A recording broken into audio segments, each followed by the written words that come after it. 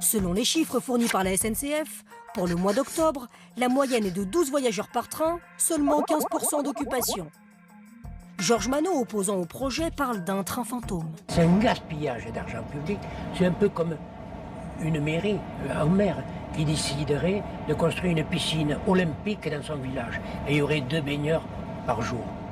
Pourtant, ce problème de fréquentation était connu. En 2013, une enquête publique avait émis un avis négatif. Ce transport ne paraît susceptible de générer ni un meilleur service public, ni une fréquentation plus importante, ni des retombées économiques ou touristiques sensibles. Alors, pourquoi le président de la région s'est-il obstiné? C'est tout simplement l'aménagement du territoire. Cette vallée se dépeuple. Réouvrir une voie ferrée, c'est la redynamiser. Et pour redynamiser une région, quelles sommes les politiques sont-ils prêts à dépenser? 1,6 milliard d'euros, c'est le coût estimé de la ligne à grande vitesse Poitiers-Limoges. C'est un ancien élu de la région qui la souhaite, le président lui-même. Pourtant, ce projet a été critiqué par la Cour des comptes, Pas rentable. puis par le Conseil d'État. Les inconvénients du projet l'emportaient sur ses avantages, de sorte que le projet n'était pas d'utilité publique. Cette ligne à grande vitesse est donc morte, enterrée. Pourtant, elle bouge encore. Elle est même ressuscitée par François Hollande. À Brive, le 8 octobre dernier, il relance le projet. Il faut avoir cette desserte que nous connaissons bien. Pourquoi le président tient-il tant à ce train? Ce député PS a émis un avis négatif dans un rapport. Et il a bien une idée sur la question. C'est pour apporter une satisfaction aux Limousins, pour apporter une satisfaction à la Corrèze, pour apporter une satisfaction aussi à cette nouvelle grande région qui est la Grande Aquitaine. Une satisfaction à environ 1,6 milliard d'euros. Reste encore à trouver l'argent. Contacté, l'Élysée affirme que ce n'est pas un cadeau fait à la région. Selon François Hollande, ce train permettra de la rendre plus accessible. Peu importe si la ligne n'est jamais rentable.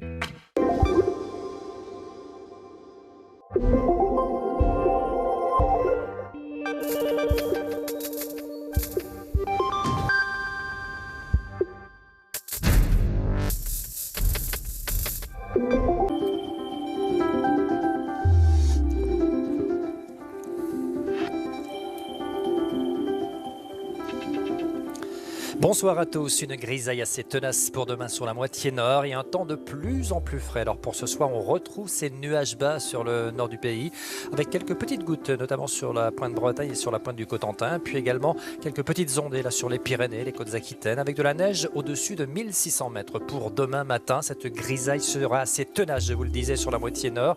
En cours de journée, en cours d'après-midi, eh bien, on aura quelques petites éclaircies qui tenteront de reprendre un petit peu l'avantage sur la grisaille, notamment sur la moitié nord. Et le Val-de-Saône restera malheureusement dans les brumes et brouillards. Alors pour la moitié sud, eh bien c'est le soleil qui va effectivement s'imposer, également sur la Corse. Quelques petites entrées maritimes là sur le Roussillon. Pour les températures minimales, eh bien elles sont en baisse. On aura 2 degrés seulement pour Grenoble et Clermont-Ferrand, 4 à Paris, 6 à Strasbourg comme à Brest, 10 à Perpignan et 7 pour Bordeaux sur l'Aquitaine. Pour les températures maximales, elles sont en baisse sur la moitié nord, 8 degrés à Lille, 9 à Paris, 10 à Strasbourg, 9 pour Lyon, 16 à Marseille et 19 à Ajaccio sur l'île de Beauté. Quelle douceur! Alors pour la suite, eh bien, on voit ça dans le détail. Lundi, on sera toujours dans des conditions anticycloniques. Regardez sur la moitié nord, avec un soleil très généreux dans ce flux d'est à 70 km/h. Une petite bise venue de l'est qui sera pas très agréable, c'est vrai. Et puis on a cette petite ceinture nuageuse là sur les régions centrales. Sur la moitié sud, eh bien, on a quelques brumes et brouillards qui persistent sur la vallée de la Garonne, notamment des températures de 7 à 10 degrés. Retour des gelées pour mardi matin sur la moitié nord dans ce flux d'est, et puis un peu plus de nuages également sur la partie sud, quelques petites entrées maritimes là sur le golfe du Lion, des températures donc de 5 à 10 degrés. Voilà, je vous souhaite une excellente soirée.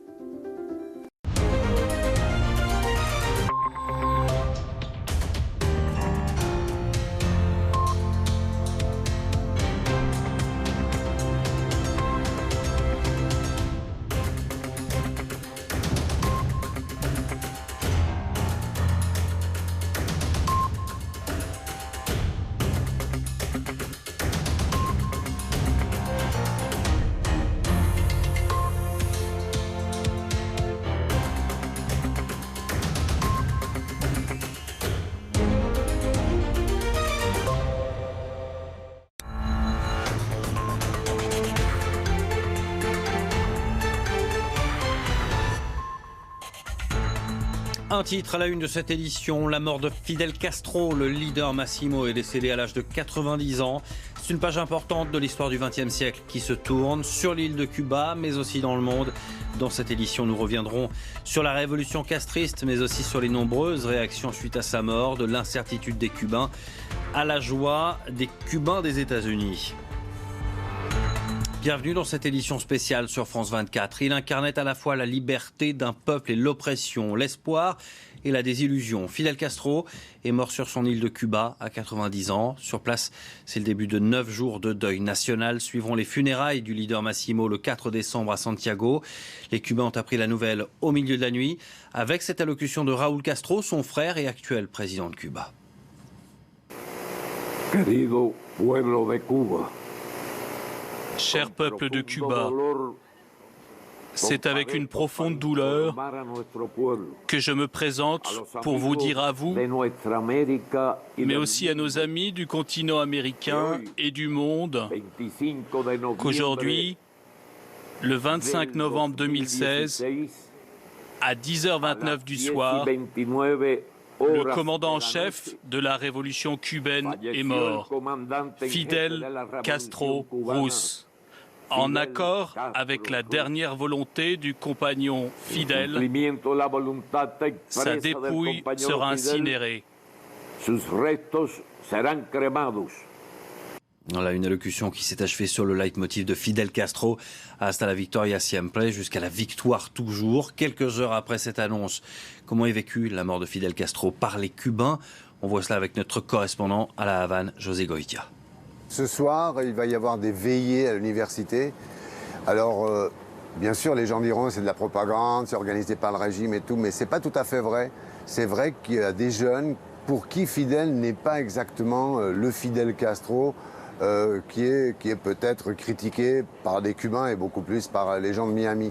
À savoir, quelqu'un qui a 20 ans aujourd'hui, un étudiant, il avait 10 ans quand Fidel a cédé le pouvoir à Raúl, donc déjà il connaît un Fidel qu'il a étudié dans ses manuels d'histoire, qu'il a lu dans la presse, qu'il a lu dans la propagande, mais disons qu'il ne l'a pas vu en action, il ne l'a pas vu dans la rue, ou très peu, et il ne l'a pas vu diriger ces manifestations d'1 million de gens sur le Malecón, etc.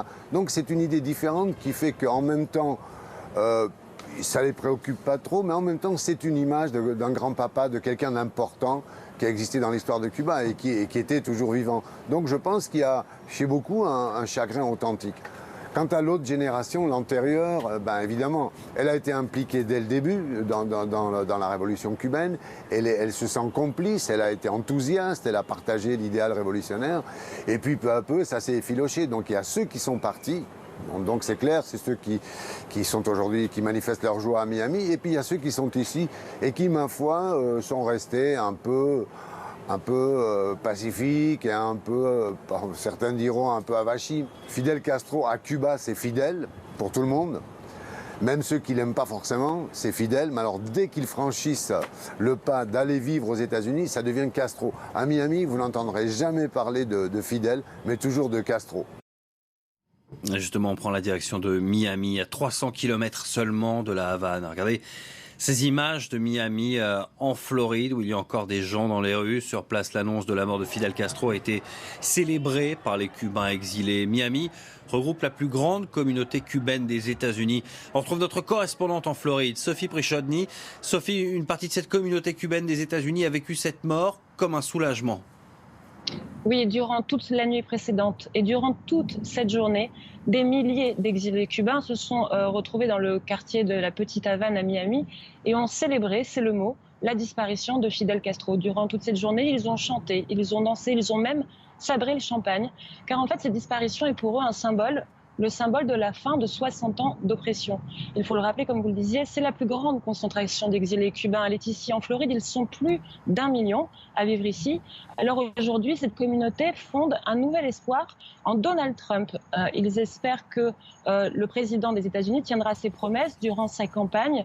Il avait promis aux exilés cubains de renforcer, de durcir les relations avec le régime castriste. Alors tous ici espèrent que cette promesse sera tenue. En tout cas, l'annonce du décès de Fidel Castro est pour tous ici un soulagement.